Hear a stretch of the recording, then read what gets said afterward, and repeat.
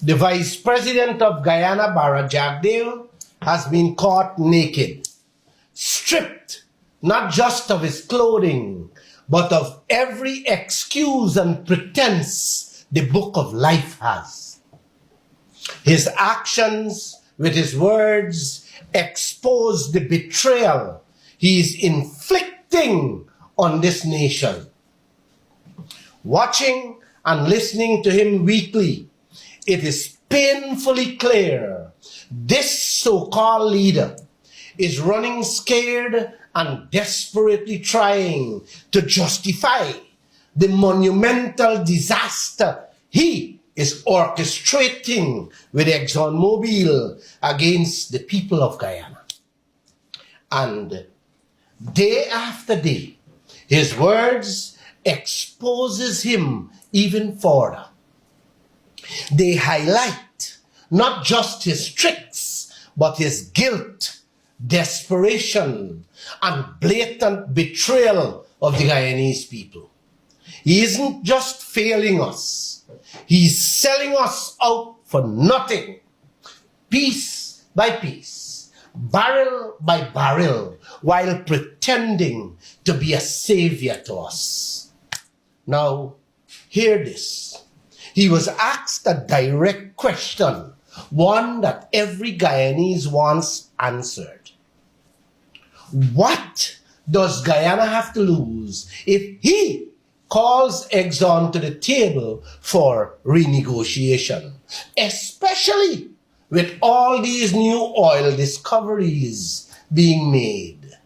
Listen to this man, and you guys tell me if this man has any intention, any at all, of ever calling Exxon back to the renegotiation table. I've heard you repeatedly talk about renegotiations and so on, but I think the question still remains on the lips of Guyanese. What does Guyana have to lose if it were to formally approach Exxon and say, let us come to the table, given the new realities, the new finds? But the thing is that they've said clearly to everyone, including us, that they are not accepting renegotiations. The provision that APNU put in the PSA is that it has to be done with the consent of both parties, the agreement of both parties. If one party says no, which they have already said, what do you do then? Then you go to the next stage is a dispute. You have a dispute. That's where you want us to go at this stage. That's it. And we're not doing things for the show or the PR benefits. People have to think through this. It's not for the show or the PR benefits to satisfy a Glen Lall or a group in the Starbuck News who think that they're the conscience of the country. It's practical. I think through it logically. That is one thing that we work on, logics. Heard him, people? The question was simple. What Guyana got to lose by calling Exxon to renegotiate, giving these massive new oil discoveries? What he said? Exxon not accepting renegotiation. Then, as usual, he pulls out his well-worn getaway card. Blame APNU. It's them who got us where we are today. Then he went on to say, Exxon have said clearly to everyone, including him, they are not interested. Then, without missing a heartbeat, change to, they are not accepting renegotiation. Then went on to say, he is not going to satisfy a Glen Lall or a group at the Kaichur at the Starbuck News who think that they are the conscience of the country. You know what I mean, people? That man believes that he is the only conscience of this nation, and whatever he thinks is best for us, we must accept it. whether it destroys us or not. Let's be clear, people. Jagdeo has no intention of ever going to Exxon and saying, let's talk about this one-sided contract. Not now, not ever. Let me break this to you. This same contract he cussed out and condemned when he was in opposition has been breached, changed, and broken many times by all parties, which I will outline at the end of this message. Now, let's move on to the follow-up of that question.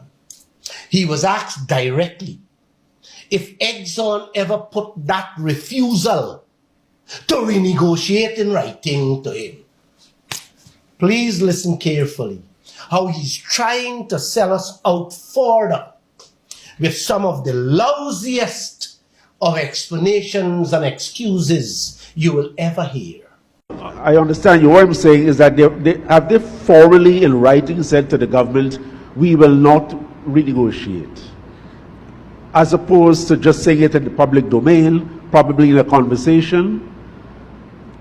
And what is wrong with taking it to a dispute resolution process? As I said before, we're not dealing with the optics.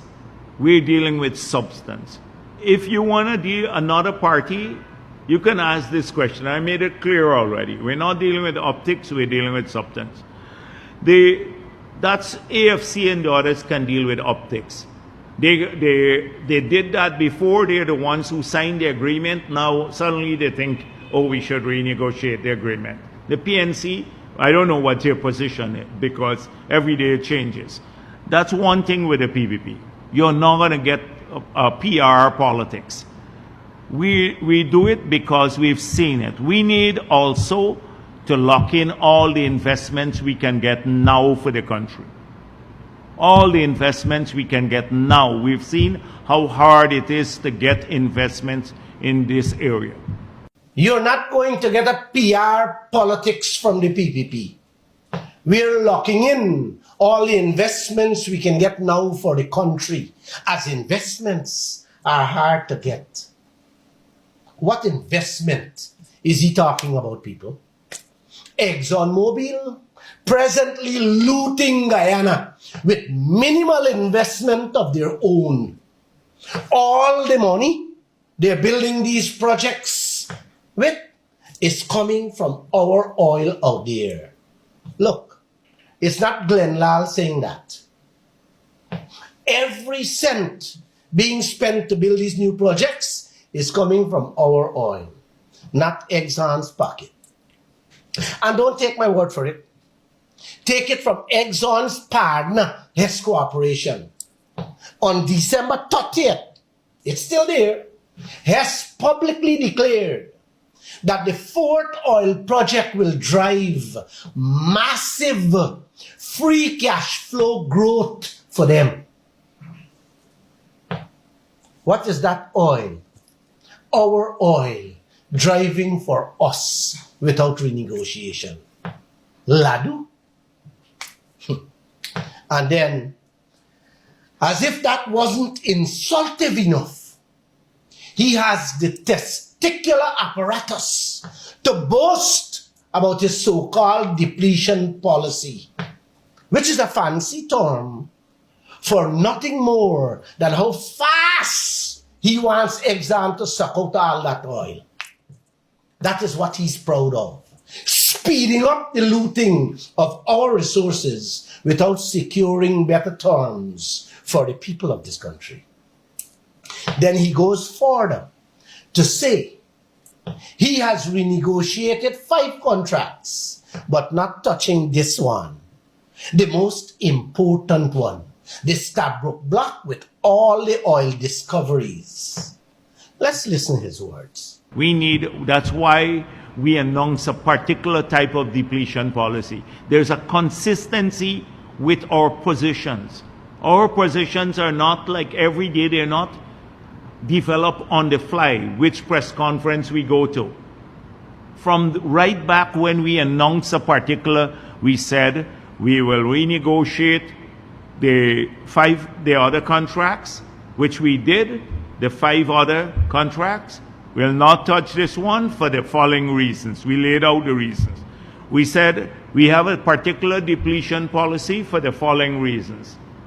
And we've remained true and faithful to that all along. And that's why we're getting 60 billion US dollars of investment now, which is 7 times more than all the accumulated savings in our entire banking system. I don't hear the Glen Lall talk about savings or AFC or where you would finance these ventures from, or the occasional editorials. Sometimes you need that. There are lots of countries that have found oil that can't get it out of the ground. You heard that? The 5 contracts he talked about there, not a single drop of oil have been found in any one of them as yet. Those he has changed. But the huge Stabroek block that is already sitting on billions of barrels, the same one he promised to change, now with a lying tongue telling us all he never promised to change it. Who could be that, people? He is proud of Exxon emptying the oil fields at lightning speed, yet refusing to touch the contract terms that could deliver real prosperity to the people of this country. And what's his big defense? What he said? They're getting 60 billion US investment now. 60 billion US to loot the trillions of US we, the Guyanese people, are sitting on. Oh, he loves to say, we don't have that kind of money in our banking system. Can you believe that kind of logic, people? Because we don't have money to buy a ladder to pick our own fruits in our own yard. We must allow a gangster to bring in his automatic fruit picker with his trucks to strip our fruit trees in our yard, leaving us hungry while they drive off with our wealth. And here is the logics. This isn't about hard to get investment as he wants us to believe. Which oil company in its righted mind would leave free oil to go pay for a lesser quality of oil somewhere else? Do you know of any? That is what Barajagdir sells in Guyana and wants us to buy. You can buy it if you want, not me. You know, after listening to that man with what he's doing to this country, Barajagdir, let me repeat, will never renegotiate that Exxon contract. He is proud of Exxon's billions in investments while Guyanese are left to scramble for the crumbs being thrown at us. This isn't leadership, people. It's a sellout of the highest order. And if we don't call it out now, our future will be looted just as quickly as that oil. As promised, here is only some of the changes already made to that contract Jagdeo claims cannot be touched. Local content. He demanded and implemented provisions requiring ExxonMobil to hire and use Guyanese businesses and workers. A clear change to that same untouchable contract. Flaring fees. He demanded flaring fees for the gas burning out there and got it. another modification to that agreement that cannot be touched. Royalties. Exxon can no longer recover the 2% royalties paid to Guyana. Another breach of the original terms of that contract arrangement. Insurance. Initially, Exxon was allowed to self-insure. Jagdeo demanded and secured a so-called $2 billion parent company guarantee. Again, a direct contract change. Then, decommissioning fees. In his new contracts, Jagdeo demanded that decommissioning costs would be in the hands of Guyana and not in the hands of the oil companies, including ExxonMobil, a clause that was absent from the Exxon contract. Exploration extension. Exxon was given an extra year to further search for oil before handing back Guyana 20% of that Stabroek block. That's another blatant alteration to the contract that he is trying to fool us into believing that this contract cannot be changed. Let's move a little further. Audit deadline. The original 2-year time limit to audit Exxon's book and invoices was extended. Jagdeo even threatened Exxon, saying, bricks would rain if you refused this change. Another breach. Look, it's there. You see that, people? Jagdeo has modified, changed and broken that contract multiple times when it suited him. Yet, he claims he cannot renegotiate the 2% royalty, the zero taxes, or implement that ring fencing provision to truly benefit all of us. Why? Why? That's the prosperity question you should wake up with every day as we set foot into this new year. 2025 is the year, people. We can do it. We can change it. And we can do it together with this finger. With the right leadership, every household can receive with ease a minimum of 200,000-300,000 a month from that oil. It's our wealth, people, and it's our future. It's time we take it back. God Almighty bless us with this wealth, people. He never told us to sit silent and watch the leaders handing it wholesale to the foreigners the way we are seeing it going out. With empty excuses and lame defenses. No. We must stand up and demand what's rightfully ours. This is our moment and we must seize it.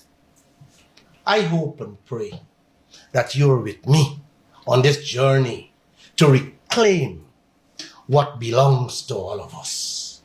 Together, we can make history. Happy New Year, Guyana. Let's make 2025 the year we finally take control of our destiny.